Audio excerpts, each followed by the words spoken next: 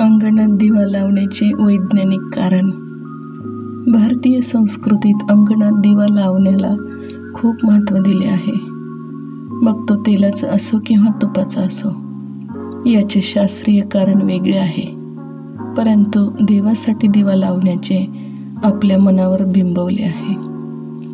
म्हणून आपण देवासाठी का होईना दिवा रोज लावतो. त्यामुळे आपल्याला अनेक फायदे होतात. आपण पाहू शकता, आजही दिवा लावला की बारीक बारीक किडे त्या दिव्यामध्ये मरण्यासाठी गर्दी करतात.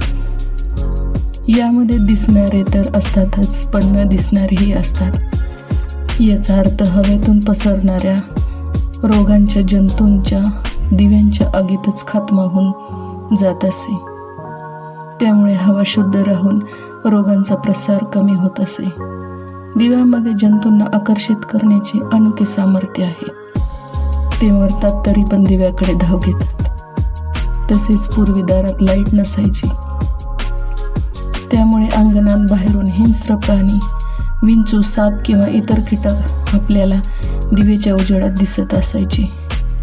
त्यामुळे आपण स्वतःचे रक्षण करू शकत होतो. तसेच अंधारात अशुद्ध शक्तींचे साम्राज्य असते आणि दिव्याच्या उजेडाने त्यांना प्रतिबंध घातल्यासारखा असतो. तुपाच्या अग्नीमध्ये विषाणूंना मारण्याचे खूप मोठे सामर्थ्य आहे. म्हणून आजही होम हवनामध्ये तुपाचा वापर केला जातो.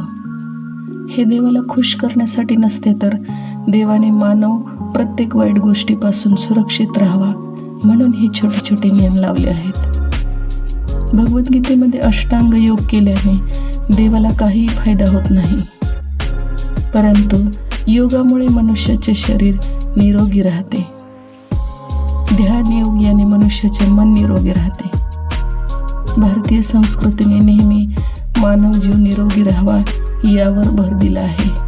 म्हणतात ना, सर सलामत तो पगडी 50.